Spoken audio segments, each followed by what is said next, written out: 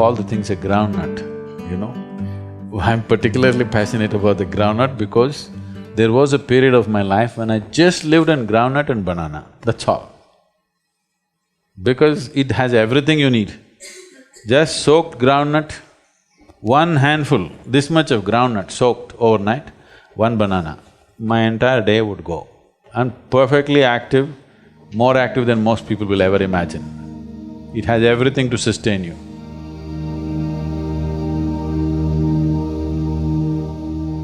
It's a complete food by itself. If you soak it for over 6 to 8 hours, it takes away certain aspects which are called as pitta. You know what's pitta? Allopathic doctors don't look at it, but the Ayurveda is based on this, Ushna, Shita and Pitta. It takes away the pitta, and taking this soaked groundnut, chewing it well and eating. Just make sure it's not some genetically engineered nonsense, whatever. One thing is, it could be genetically modified. They are no more declaring which is modified, which is not. Another thing is, you're pumping in fertilizers and pesticides to such an extent, the groundnut is no more a groundnut. Just make sure it's a more organic thing.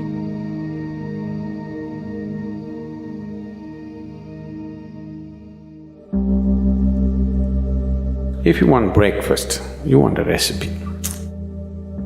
You take a handful of groundnut, soak it in water for 6 to 8 hours, put it in the mixie. If you want to add some fruit, you add a banana, whatever you like. Banana goes well, you can add any other fruit.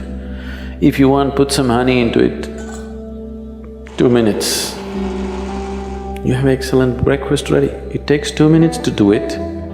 And if you want it little watery, put more water into it and just drink it up. You want it like porridge, you make it thick and you eat it. You will see easily it'll keep you for 4 to 5 hours and it's highly nutritious.